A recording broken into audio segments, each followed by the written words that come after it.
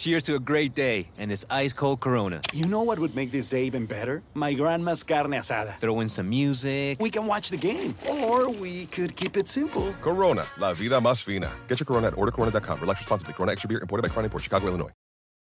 Whether you're a morning person or a bedtime procrastinator, everyone deserves a mattress that works for their style. And you'll find the best mattress for you at Ashley. The new Temper-Adapt collection at Ashley brings you one-of-a-kind body-conforming technology, making every sleep tailored to be your best. The collection also features cool-to-the-touch covers and motion absorption to help minimize sleep disruptions from partners, pets, or kids. Shop the all-new Temper-Adapt collection at Ashley, in-store or online at ashley.com. Ashley, for the love of home. Every team, every topic, everywhere. This is Believe.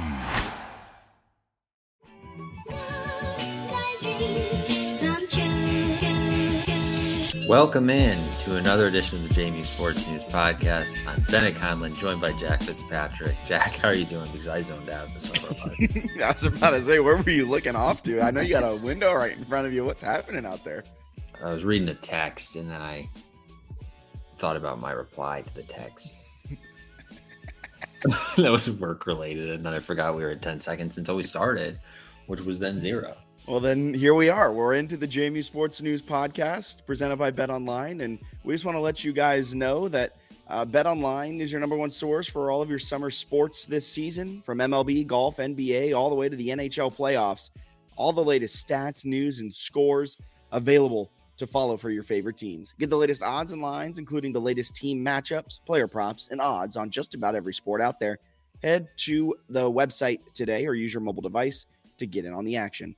Bet Online, where the game starts. All right, is it time to trash on the collective, or do we do that? You want to do that at the end? Apparently, that's what the podcast is known for. You're already out of your firing shots early on in this podcast. I was gonna keep it professional. No shots. But do you want to address you had some Twitter drama? I did have some Twitter drama, but it's fine. Okay, all water under the bridge. That's great to hear. Do we have to clarify what we said last time or no? Maybe we should. I mean, I didn't think it was lost because it was a therapy session. We were talking about, and my overall point was group of 5 collectives might be working. We're not entirely sure what's happening behind the scenes. Very well could be working, but at the same time, it's just sad to see what the Power 5 schools can do and the money they can throw around with around 6 figures and everything like that, where it's just really hard to compete. And it was more so me talking about NIL is meant for name, image, and likeness, being able to go out and sell yourself and profit off of your name, image, and likeness.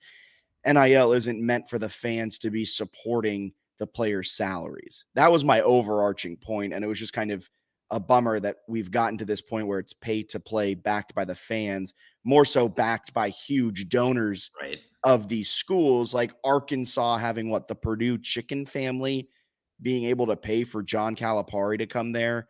And they have Jerry Jones as part of their alumni base, and all of these other schools. Indiana has, I think, over $7 million between basketball and football to be able to hand out to big time players.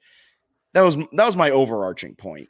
And it got lost, and it all started because I'm just not a fan of trashing players when they leave a school.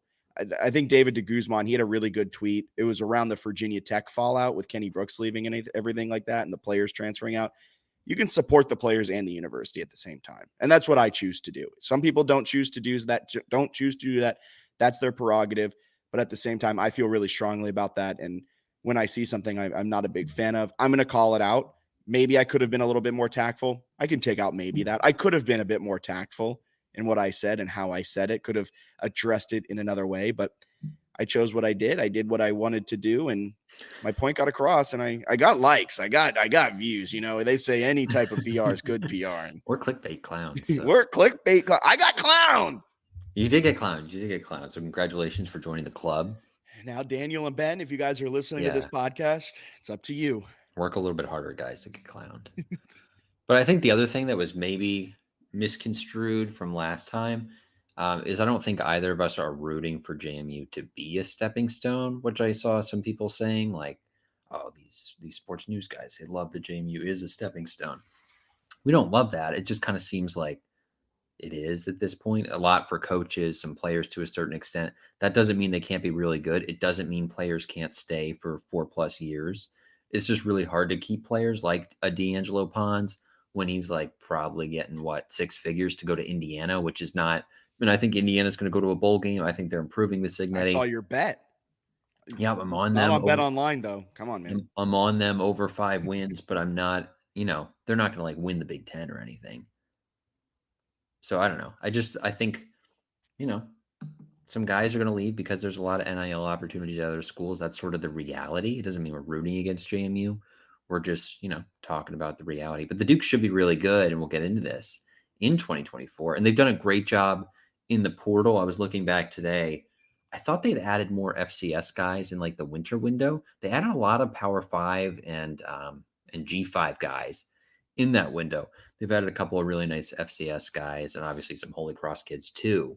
But they've done a great job of getting really good players from a bunch of different schools. So I do think what they can do in the portal in terms of adding stuff, a lot of time is probably going to be able to offset some of those tough losses. And I think more so than most group of 5 schools that maybe don't have a collective or maybe they just don't have the winning history that JMU has or the fan support. So there are a lot of things that JMU can sell to get very good players on its roster across multiple sports. Yeah, and they've done exactly that. We'll break down transfer portal on the football side. We'll break down transfer portal on the basketball side today. We'll talk a little baseball bubble. We'll talk softball as they took down Southern Miss. They're set to face off against the defending Sun Belt champions. They've won the Sun Belt every year since COVID. I believe they won 4 of the last 5. Absolutely dominant team that they'll be facing off against in the Raging Cajuns. Upset on the horizon, quite possibly.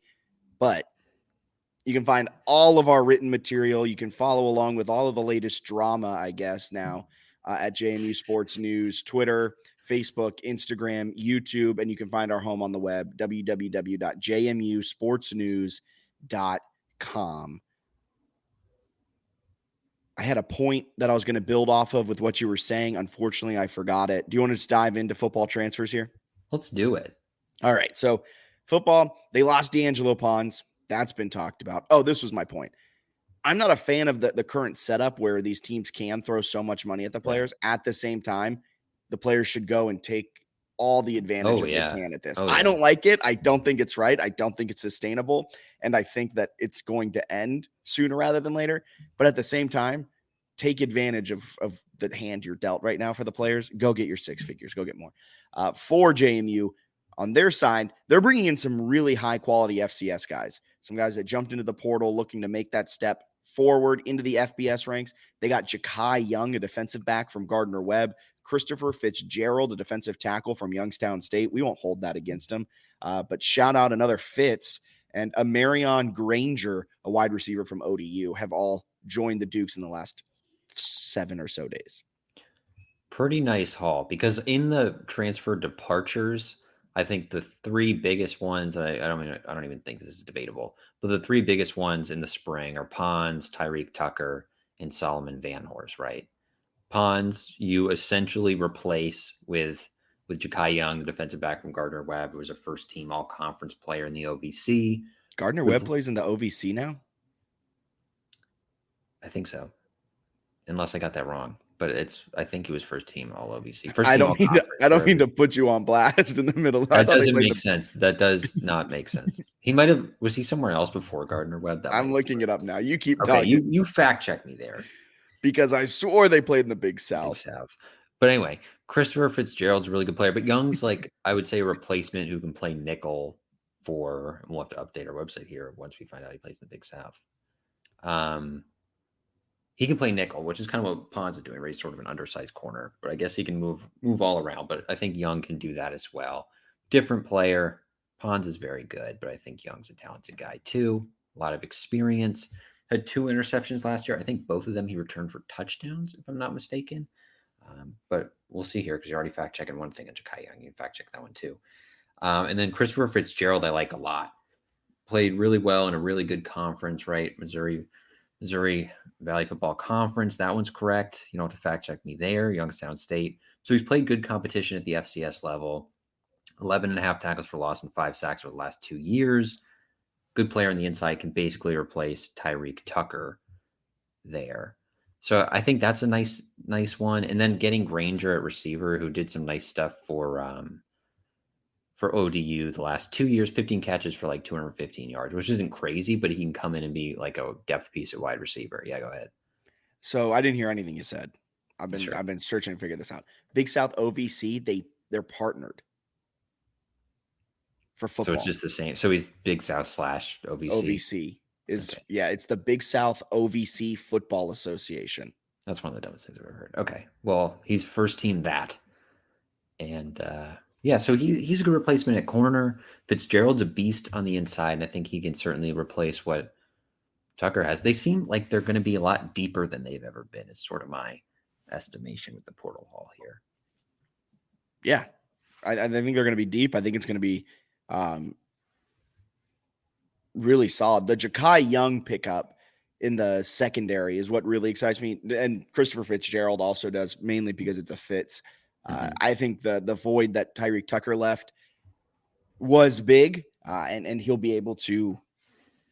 It's almost like a Moneyball approach, I feel like, at this point with the defensive line specifically. And I'll get back on Ja'Kai Young here in a second. But with the defensive line, like you lost Jalen Green, you lost Chroma, you lost Tyreek Tucker now. All of these big names who Carpenter, like everybody. Kamara. Yeah. Okay. It's a good group. But adding a guy like Christopher Fitzgerald, who was a really good player at Youngstown State in the Missouri Valley, you're not necessarily replacing Jalen Green. You're not replacing James Carpenter up the middle. But at the same time, you have a really good Christopher Fitzgerald. On the outside, you have, inside with him, you have Emmanuel Bush right there too. So is it the aggregate? You replace him in the aggregate. Is that what Moneyball's approach is? You might not be able to replace his hits, but you can get two different players to combine to make that hit. So you're not replacing all first team conference level teams. You're not replacing these All-Americans with one guy. It'd be kind of foolish to think you can do that, but bring in Eric O'Neill, bring in Christopher Fitzgerald, bring in these guys along the line, bring back Abi Nwabaku Akonji, who missed last year with an injury. And you should, in the aggregate, be able to build that defensive line to dominant standards again, mainly because you're able to have some good depth there where you got guys that are fresh all game, because there wasn't depth last year on this. They didn't rotate, which you saw with. I never dove into the stats, and this is purely eye test. But the first and fourth quarter, they were one of the best defensive lines in the entire nation. In the second and third quarter, you were like, this isn't the same team. And I think it's because they got gassed in the second and third. And then fourth quarter, when you're in a close game, your adrenaline kind of takes over. And in the first quarter, you're fresh. So the first and fourth, they bookended games extremely well. Second and third, they always kind of left you upset. Especially if it was kind of a shootout. Like they had some games where they're getting so many 3 and outs. They were like fresh throughout. But some teams had offenses that could drive and score. And you would see in like the comebacks, like Utah State, all of a sudden they're starting to put some drives together, and you're like, oh, they're getting gassed. They can't generate pressure. But now you have probably 2 platoons that you can have good rotations and keep the guys fresh. A lot of depth at a lot of positions, especially defensive line. So, yeah, I think the Fitzgerald one was a nice add. Yeah, and going back to Ja'Kai Young, kind of a similar thing. He might not necessarily be CB2 or even CB1. He might be CB3 and see how it all shakes out. Terrence Spence might be that CB2. It depends on how it all shakes out. But he's a piece that was desperately needed in that room. And JMU's continuing to offer defensive backs. They're not done in the portal right now with the defensive backs. No, I think they've got Jordan Dunbar, who I think played at Rice, is supposed to visit tomorrow. They've had some others that they've offered that I think they're close on, or it seems like they might be able to add some more. Although I think one thing we learned from the winter, right, is that some offers, once you start to add corners, can become not offers for JMU. So I think that's right. We saw that a couple times where guys in the winter were like, oh, I'm really interested. And then they added a different player at the same position. Oh, it and seemed like the offer lost, essentially gets retracted. Yes. So yeah, which happens at every school. So something to monitor there is they've got a few names out there, and it's kind of like, hey, if you want to play for like a really good team with a chance at the college football playoff, like sign now, because otherwise they're gonna have a lot of corners. Yeah, like there's 5 Scullies left right now, right? And There's only 5. Yeah. So if you want it, you better strike while the iron's hot. Yeah. They also added Granger, a wide receiver. I was a little interested in this one. 2 years at ODU, 15 passes, 213 yards with a touchdown. That's a crowded room. Very crowded room. And it's interesting that they're adding talent in the portal there.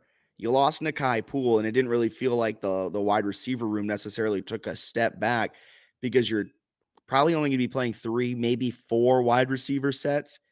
And it feels like you got 6 solidified.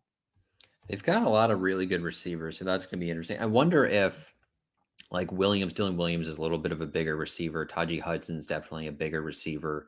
Dollison's like a speed guy. Yeah, he is.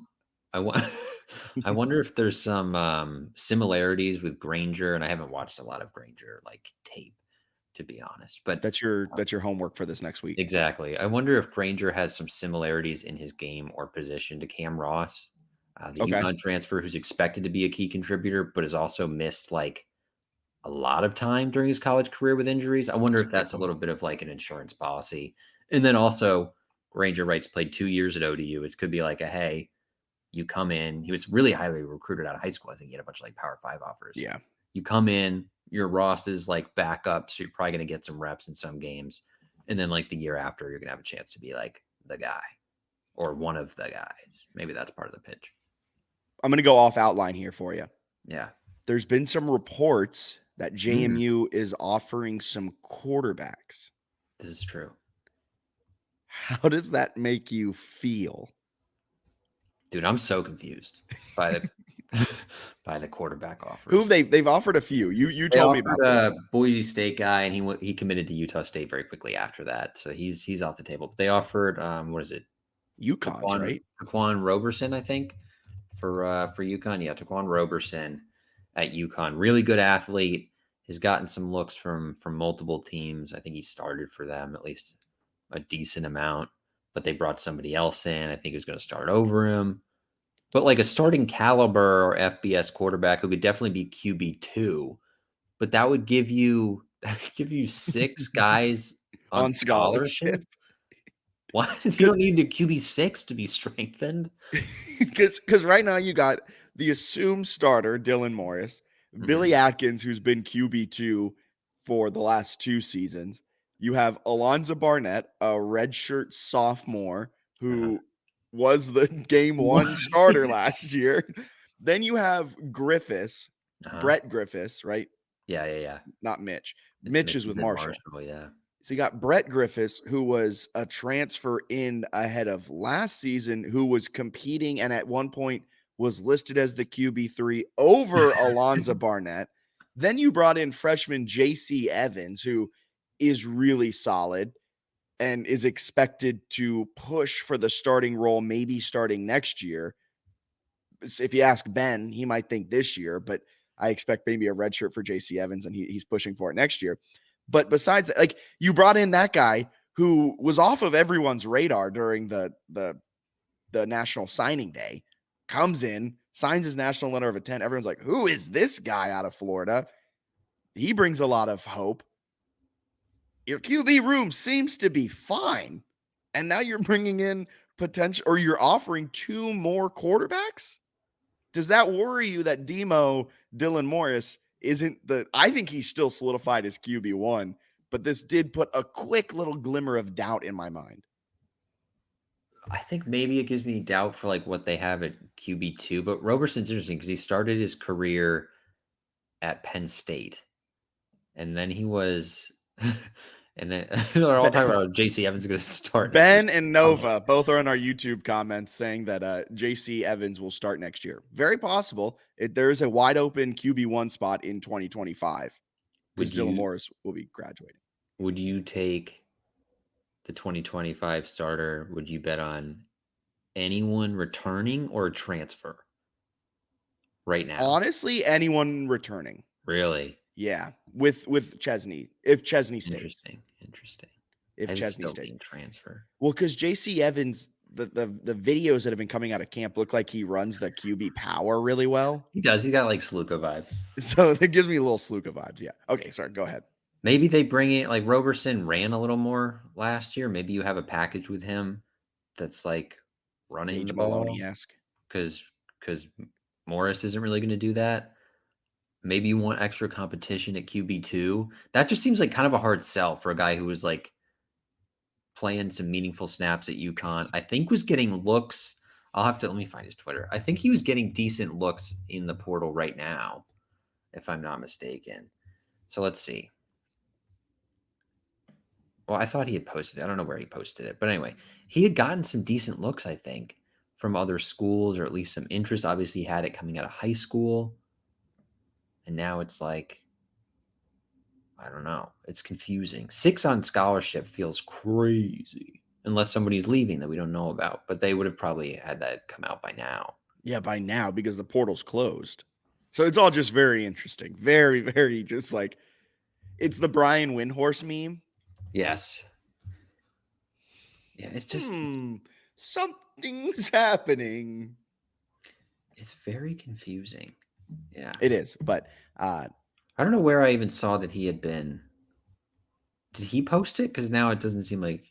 This is great podcasting, by the way. Nova Knows Ball in our YouTube comments just said your YouTube comments are at JC Evans hype room now, by the way. And that's true. Bennett can't see the comments, but they all are literally just JC Evans will be starting next year. Well, if one of you people in the comments who are big recruiting people know where he posted, because I swear he JC Evans? No, where Roberson posted, because other people have done this. Like a Jacksonville State safety tweeted that he had an offer from JMU and like Miami of Ohio and UAB, and I checked him today, and he had deleted only JMU's offer, which makes me think they were like, "We got a nickel or whatever. Thanks for your time."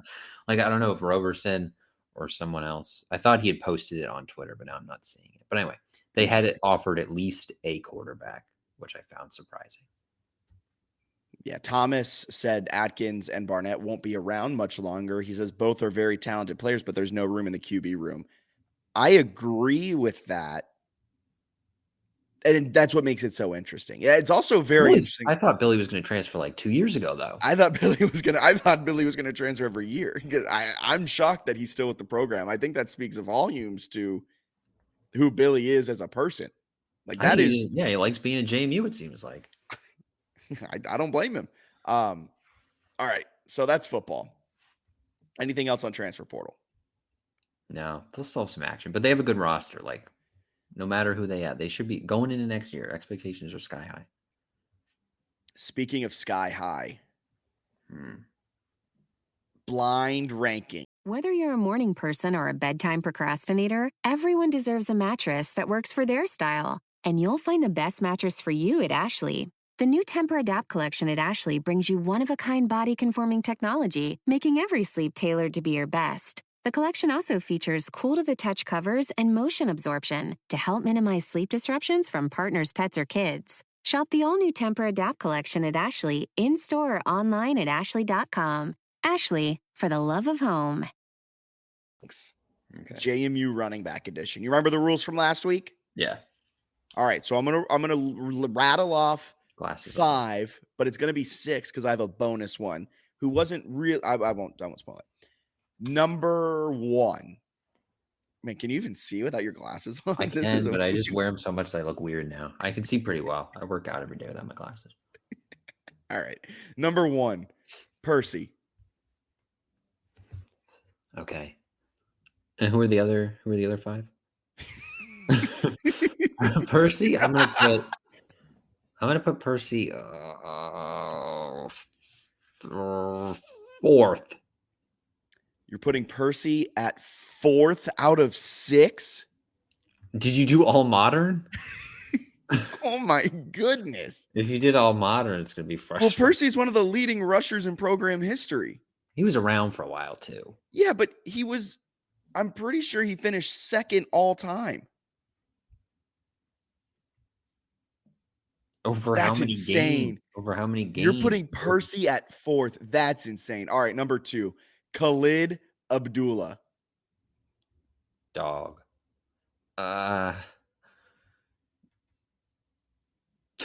2nd. Okay, you put Percy at 4 and Khalid at 2nd? Khalid was amazing. He was, but that just feels wrong. That's recency bias. I just got okay. So Khalid Abdullah, Where's the second. stats? I need the stats. No. That breaks the rules. Warren Marshall. Yeah, he's one. Okay, Warren Marshall 1. Okay, so Khalid you can do 2. Percy 4.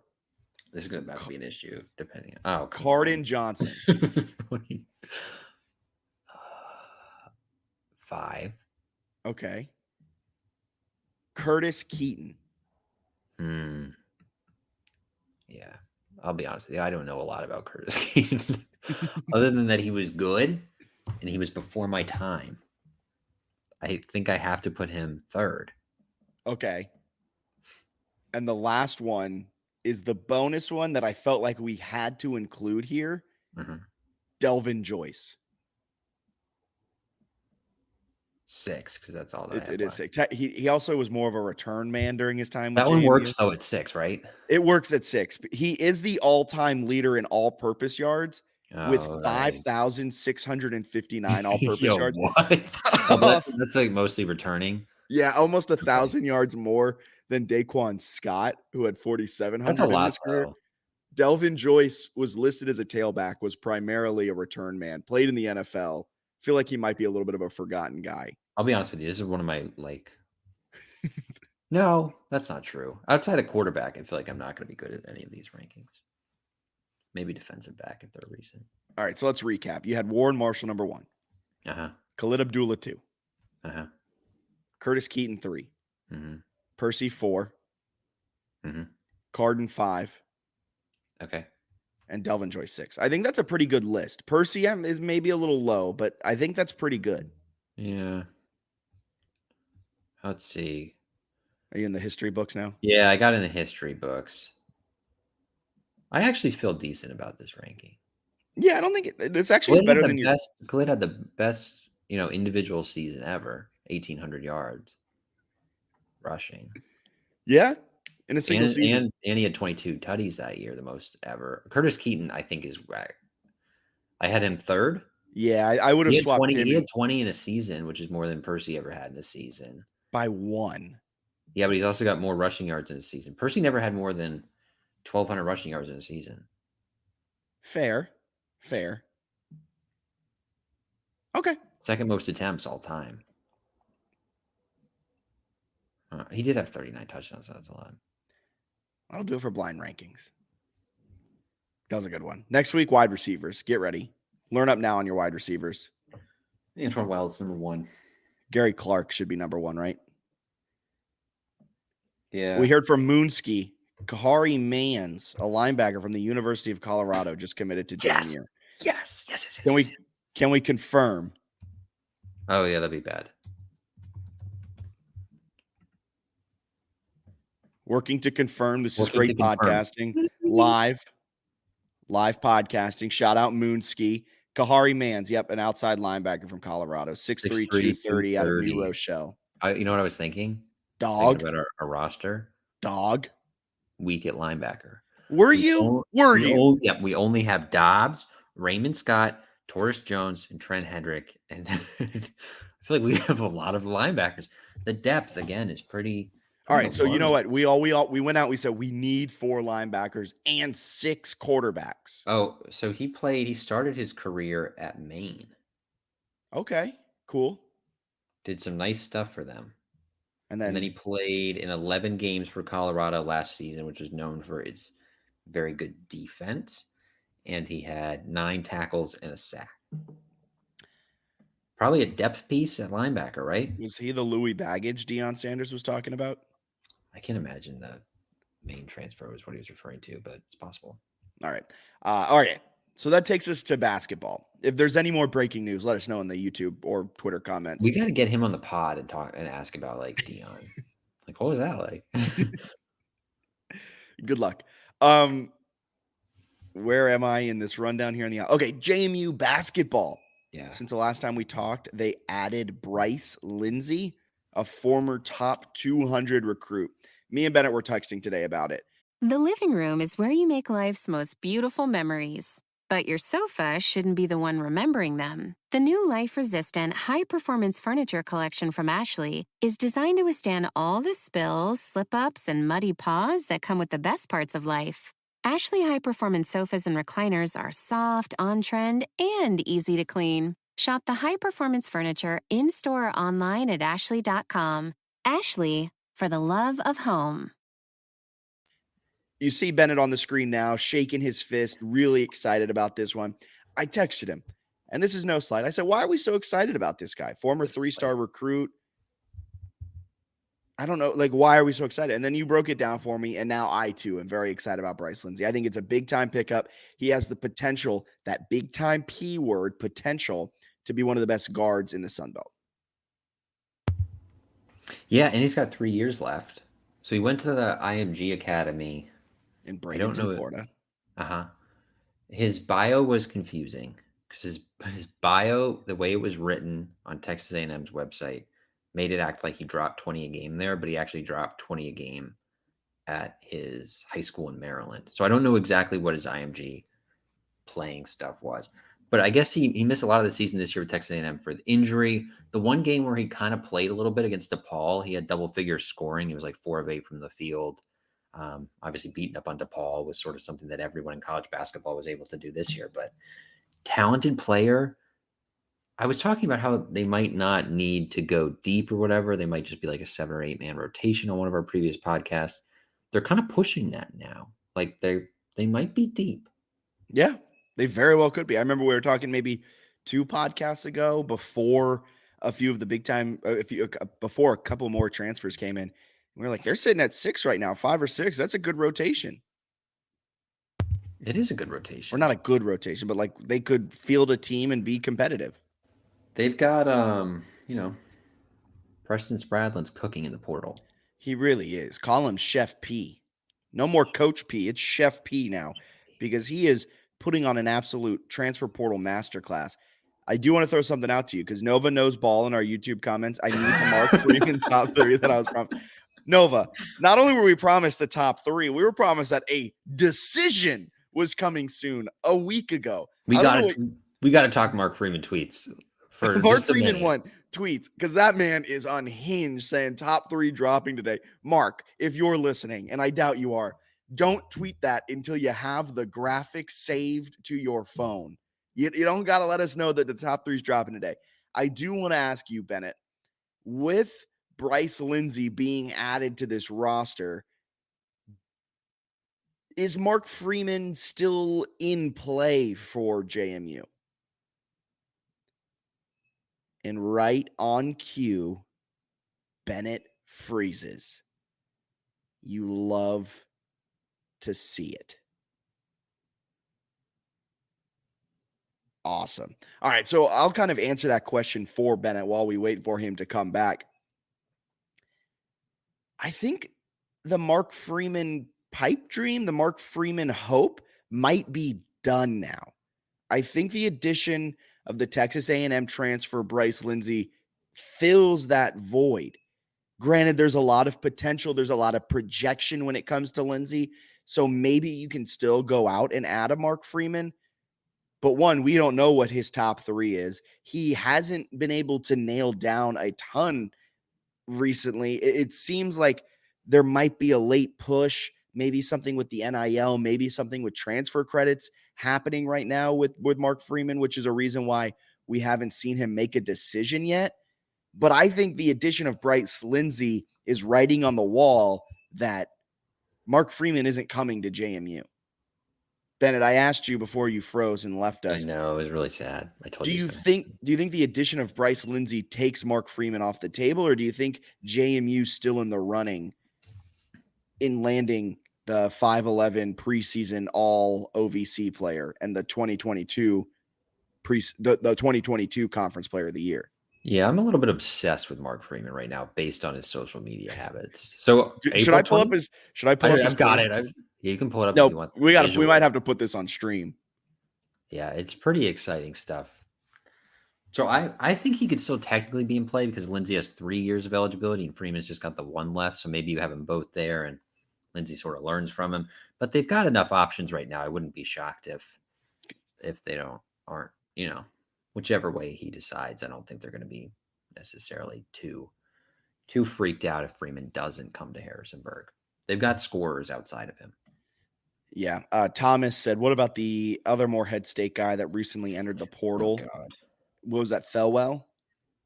No, No, Thelwell was the one who was really good that we wanted, and then he didn't go to like a He went to a Power like 5. Iowa or What something. was his name? Jordan Lathon. Lathon. We don't know, Thomas, if he is He's eligible. not eligible. He has played 4 full seasons, not including COVID.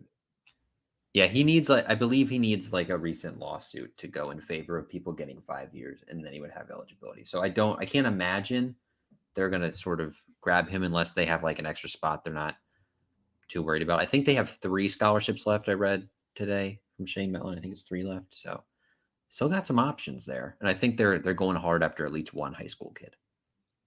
Tell me your breakdown of Mark Freeman's social. Okay. April 27th. He tweets. What day are we recording? What is it today? This is May 8th. Yeah. So this is 10 plus days ago. Decision soon. Smiley face. Okay. Now we fast forward. May 7th, top 3 drops today. Okay. He tweeted that at 2:11 Eastern time on May 7th. 11:07 on May 7th. He tweets he quote tweets the top 3 thing. It says real soon. Sorry for the delay. Yeah, this guy, man. He's just like top 3's and everyone be where is it? Where's this? I don't know. It's not coming. Bennett, I love you, man. I think he has to commit. Wow.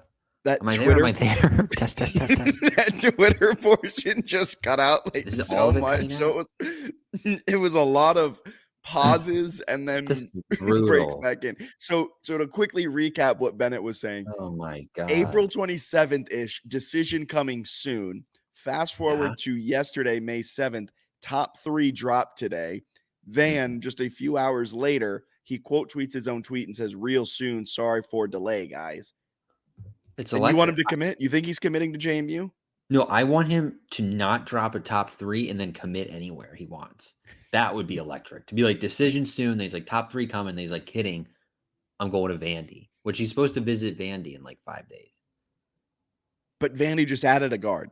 So I don't know what's happening. But I do hope that he either commits without the top 3, which would be hilarious, or he has a top 3 that includes my dream top 3 would be JMU, Wisconsin, which is also added a bunch of guards, so he might be off the table there. JMU, Wisconsin, Vandy would be fun because like they just beat Wisconsin. Their coach left for Vandy. JMU fans in the mentions would be like, it's not even a question. Did you see his quote tweet of the top 20 available transfer players right now in the portal? Yeah, he was sad that he wasn't one of Which, do you think that is a snub? Because I think he's a top 20 available transfer at this point in the process. You could argue that's a snub. I wonder if he's waiting for the decision so he can sneak onto a top 20 list. That might be it. Waits, the more transfers that leave. Mark Freeman, if you're listening to this, please just slide into our DMs and let us know what the top 3 are. We'll make you the graphic. We'll do it. And then somebody else, some JMU fan, I can't remember exactly who it was, but they were like, Nova's saying, I wanted to post a video from wherever he's committing and just go, oh yeah, I'm here now. My bad. That'd be sweet. Or just not say anything until like the season begins. Like your next tweet is like, can't wait for the year. And he's like at Vanderbilt or something. But he's in front of their fake Parthenon in Nashville. The man is absolutely electric. If he does come to JMU, that when they were first adding players in the portal, we came on this podcast and we're like, they're going to be so good defensively. They might struggle to score 50, but man, are they going to hold teams down. And then they added Luke Anderson. Yeah. And then they've just continued to add good shooters. And it's like, oh, they might be also good offensively. If they go and add Mark Freeman, who's capable of scoring 20 on average through a whole season, they could be great defensively and offensively. And he's got like a pretty good defensive metrics for somebody his size. Oh, here. Okay, so I found the thing. It was JMU Cowboy Bob. He had said, I don't know what any of this means, but Mark Freeman just unliked and reliked the post for a second time. And the post was like, Mark Freeman in purple and gold would make my day, week, and month. And then Mark Freeman replied to it. He goes, my bad, bro. Finger slipped. I love this guy. Bring him to JMU. Please bring him to JMU. Oh my gosh, he is electric, man. I need him. Need him in purple and gold. That'd be great. Okay, but at the least, let's get a top 3. We need a top 3. If JMU's included in the top 3, I'd consider that a pretty good win. Okay, so from here, there's been a lot of memeable moments. If you just saw what has been texted to your phone. I'm trying to make sure my hotspot doesn't go out. Okay, so from here, we can either go listener questions or talk some Diamond Dukes into listener questions. Where do you want to go? This is a choose your own adventure.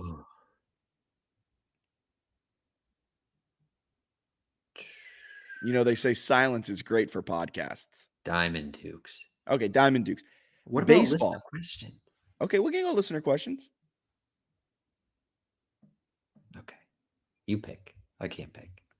Okay, we'll do listener questions at the end because we got some good ones. I'm really excited about Steak Sauce's question that we have coming up after Diamond Dukes. Baseball. Yep. They're on the inside looking in right now. According, I think it was D1 Baseball, maybe Baseball America. I get the two publications confused if I'm being 100% honest. Currently, they're a 3 seed in the Greenville Regional. Thoughts on that? That'd be cool, right? That would require an apology. It would be. I'm gearing up for a full-fledged apology. I don't know how I'm going to do it, but this apology is going to be electric. Be nice if Eikenberry was here to hear it. I'm not saying I'm against it. If we got Eikenberry on the pod, do you think he'd be game for that? I have no idea. As he's getting prepared for a regional appearance, his first in his career with JMU, he comes on this podcast. Eikenberry, I know you have no idea who I am. I just want to say I'm sorry for doubting you and calling for your job. He's so nice too that he probably be like, okay. So currently, JMU is in the top 30 of the top 40 of the RPI. It changes on a daily basis. Yeah, they dropped a little bit. They were 26 in the RPI about a week and a half ago. They're currently 39th in the RPI. That's mainly because they beat a bad Arkansas State team, losing one of those Arkansas State games 8-1. However, a 13-12 win over Georgetown last Tuesday. Their May 8th game, which was scheduled for today against USC Upstate, was canceled, probably due to RPI reasons. They canceled that a while ago. Yeah. So to finish out the season, they have 3 games at home against Marshall, 4 games on the road, 3 against Troy, 1 against Virginia Tech. So with the remaining schedule they have, Marshall 203 in the RPI. So at home. I don't want to say you got a sweep, but it feels pretty darn close to you got a sweep, because then you finish out the year with Virginia Tech, who's 41st in the RPI, and Troy, who is 47th in the RPI. And this is a JMU team that has beat up on teams at home, going 21-5 at Veterans Memorial Park, but just 7-14 away from Eagle Field. I think with the Marshall series, you tell me if I'm wrong, you got to either root for obviously a win or a rain out, because their RPI is so bad that, like, if the game is canceled, fine. But like, if they lose because you see what they were 26th a week and a half ago. They lose 1 of 3 against Arkansas State, and they go from 26th to 39th. And I think Arkansas State, now they're they're a little bit better than Marshall. So, I don't know. Is their RPI better? May 2nd, 194. Okay, May 2nd, JMU was 26th in RPI 6 days ago. They lose the game to Arkansas State on May 4th. On May 5th, they're 37th. That's a quick drop. and then they beat them and they fall even more. So it's tough at this point in the season. You got to sweep Marshall. Yeah, the Marshall series, they're not going to gain anything, but they have a lot to lose. And then I think the reverse, right, is entirely true in the Virginia Tech and Troy games. Yeah. If you go 1-3 in those 4 games, that's amazing. If you go 1-3, you all but if you sweep Marshall and then go 1-3 against Virginia Tech and Troy, you are 90% in. I think you'd have a really good chance. Yeah, I think that's fair. And then obviously anything you do in the Sun Belt tournament on a neutral is gravy.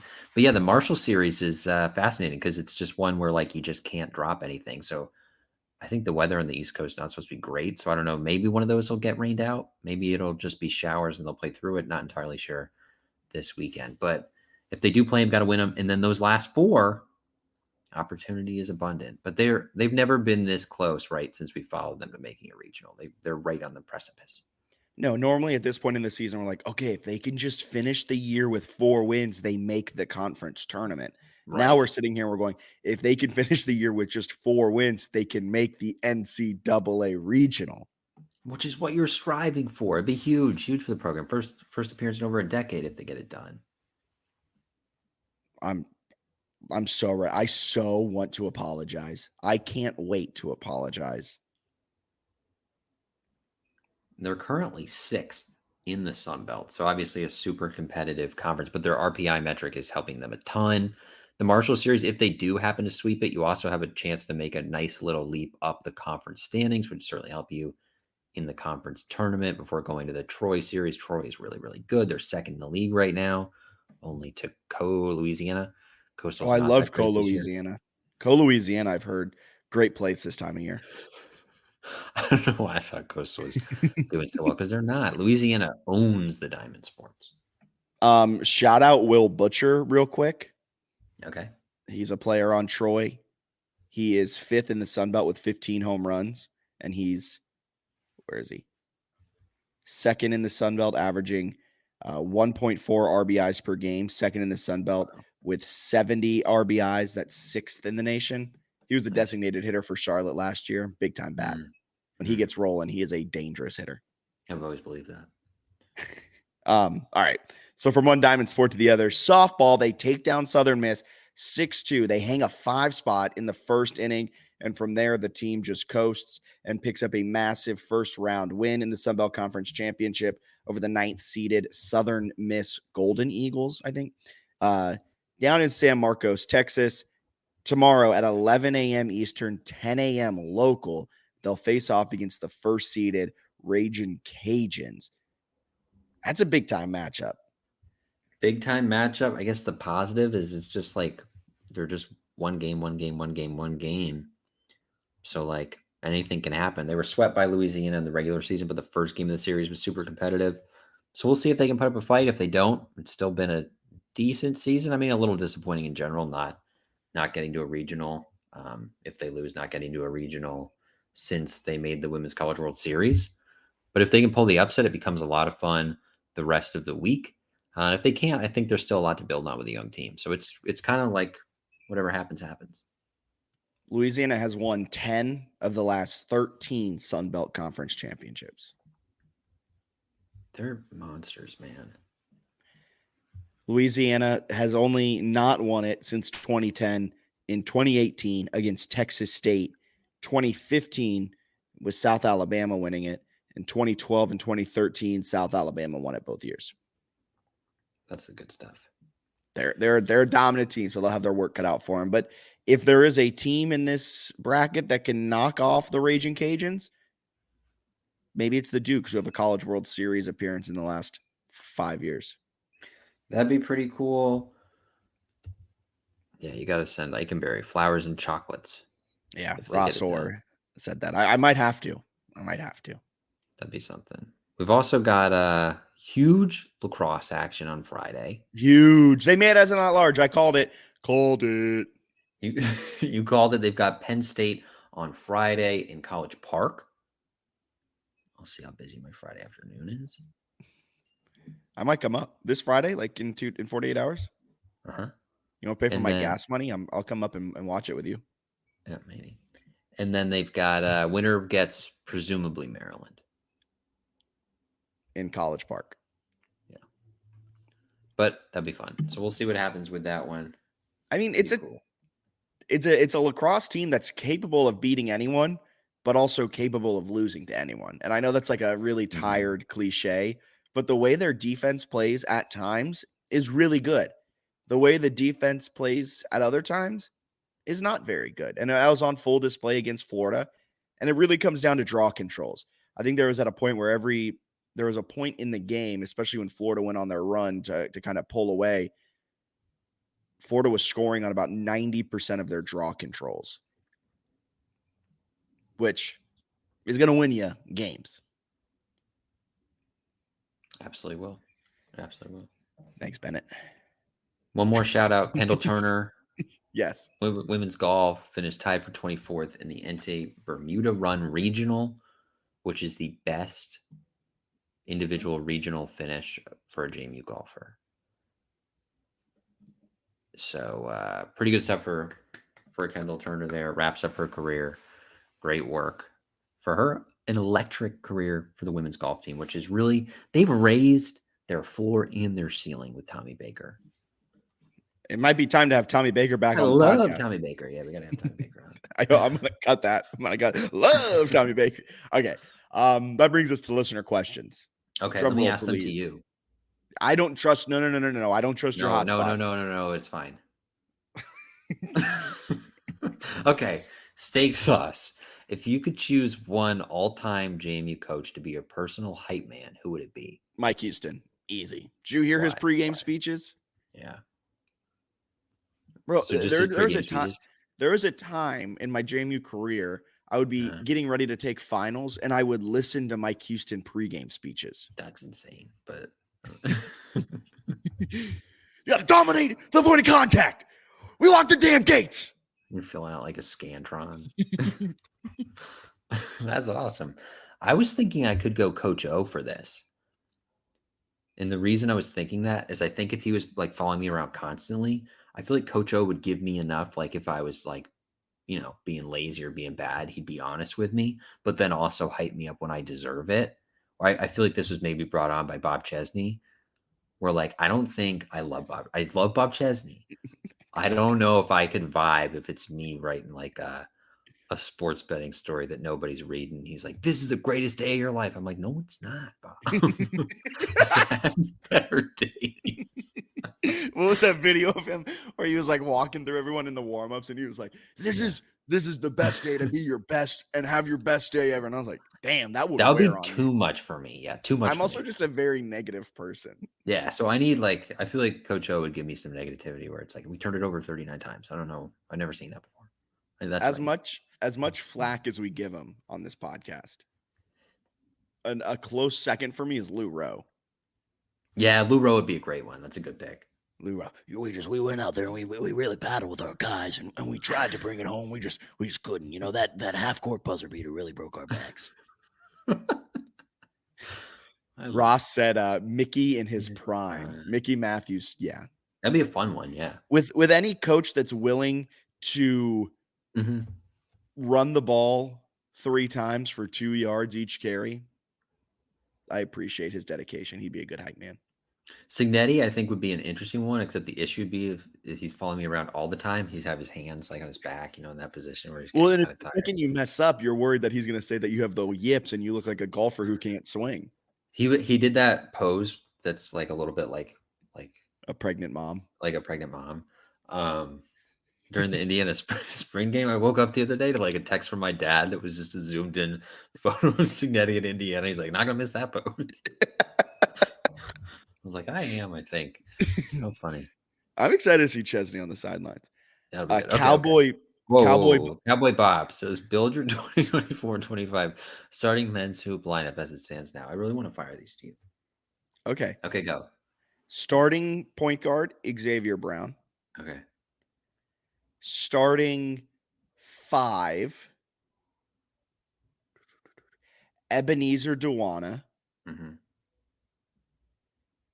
Alongside Xavier Brown, I'm going to go AJ Smith, Okay. Justin Taylor at the 3, and Eddie Ricks at the 4. Okay. No. I forgot Luke Anderson. Luke Anderson at the 4. You got Rick's coming off the bench. Rick's off the bench. Lindsey off the bench. Elijah Hutchins Everett, first guy off the bench to replace Ebenezer. I dig that. I would go similar. I would go Brown at point guard. I would put Justin Taylor at the 2. Really? Yeah. Even though he's playing the 4 at Syracuse? Even though he's playing a 4 at Syracuse, because I want to He's put never Luke, played the 2 in college. okay, until now. And then I would put my guy Luke Anderson at the 3. We're going really, really big. Oh, don't tell me you're putting Ebenezer and Hutchins Everett No, in Rick's the 4. I want Rick's at the 4. Shot blocking Rick's. And then I'm gonna go with 6'7". Okay. I'm gonna go with Hutchins Everett as my 5. Okay. With Dewana off the bench. I like it. Yeah. They got a lot of options. They do. And then Mark Freeman, obviously, when he commit. Once he drops his top 3. I'll know If more. if Mark Freeman commits, does he go to the 1, Xavier Brown go to the 2? Oh, that's a good question. Or does Xavier stay at the 1 and is a ball handling facilitator with Mark Freeman being a short 2 at 5'11"? That's a good point. They could also do line shifts, one of them being their small shift, one of them being huge. So I'm thinking Hutchins They Everett, could. Ebenezer, right? Your 4, your 5. Luke Anderson's at the 3. Ricks plays the 2. And then maybe you have like Jarrell Roberson handle point forward. I like it. All right. Next one.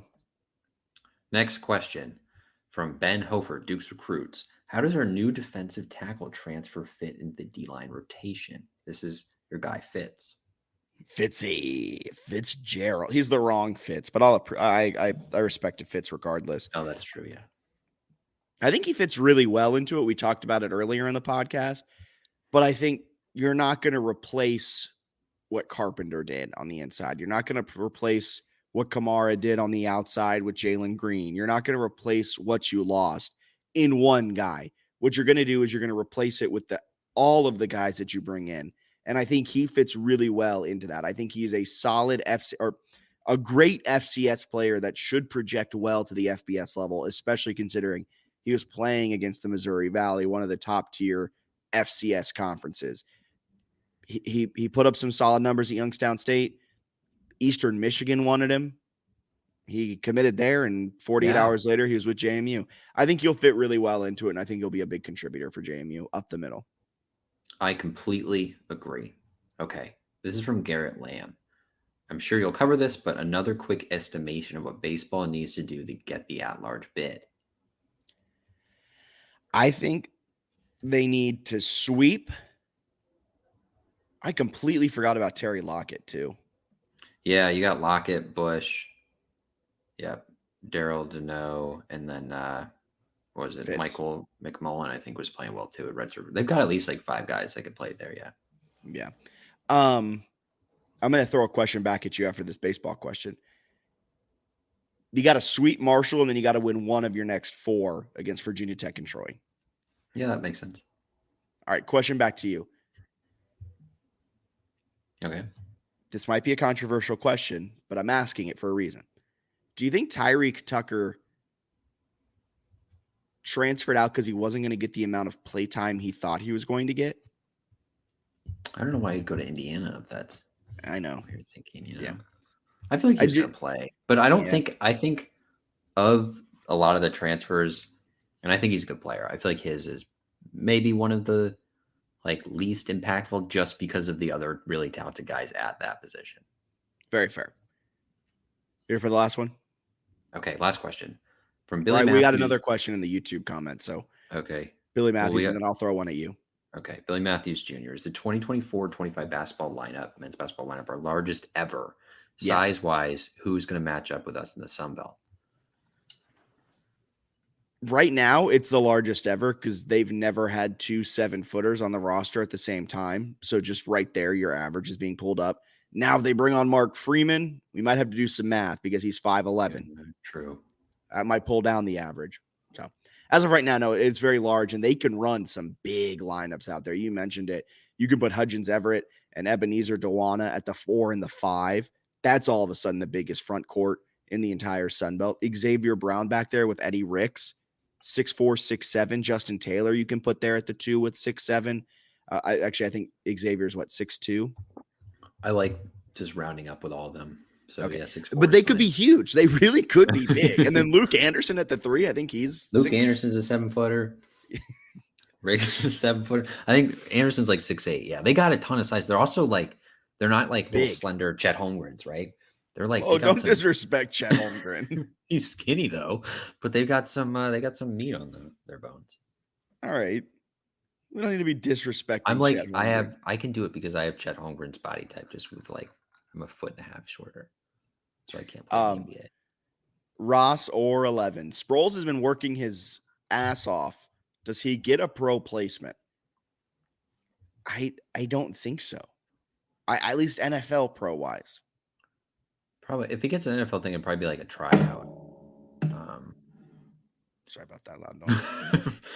Yeah, so I think NFL wise it'll be tough based on kind of what he was saying about his 40-yard dash at the pro day.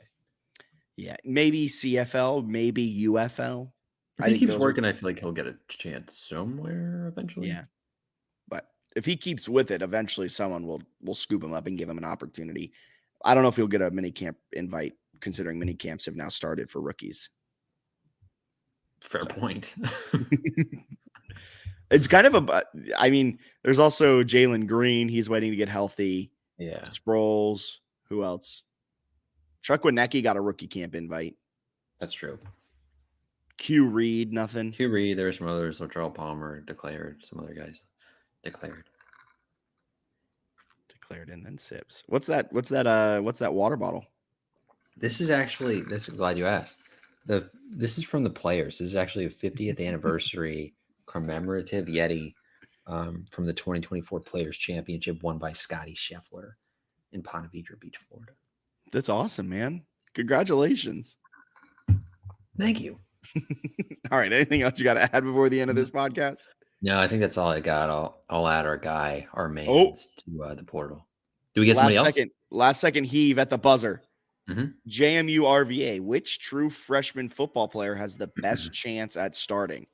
Drum roll. At starting? Chase Regan.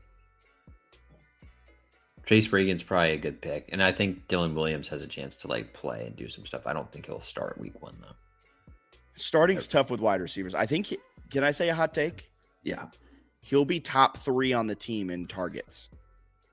He's a stud. He's got a ton of potential. Yeah, Chase Regan, safety, they have a lot of holes. That secondary has losing pods is not, tough. But all right, for Bennett Conlon, I'm Jack Fitzpatrick. Thank you guys for tuning into the JMU Sports News Podcast presented by Bet Online. We'll be back sometime next week with more JMU sports chatter. I think I've already said this is the JMU Sports News Podcast presented by Bet Online. Follow us at JMU Sports News, Facebook, YouTube, Twitter, Instagram, and keep up with us with our home on the web, www.jmusportsnews.com. See ya.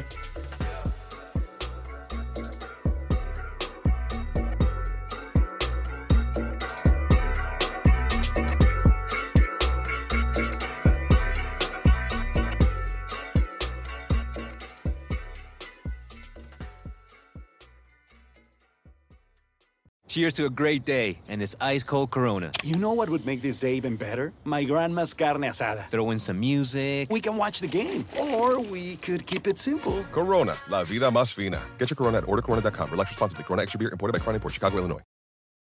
Whether you're a morning person or a bedtime procrastinator, everyone deserves a mattress that works for their style. And you'll find the best mattress for you at Ashley. The new Temper-Adapt collection at Ashley brings you one-of-a-kind body-conforming technology, making every sleep tailored to be your best. The collection also features cool-to-the-touch covers and motion absorption to help minimize sleep disruptions from partners, pets, or kids. Shop the all-new Temper-Adapt collection at Ashley, in-store or online at ashley.com. Ashley, for the love of home.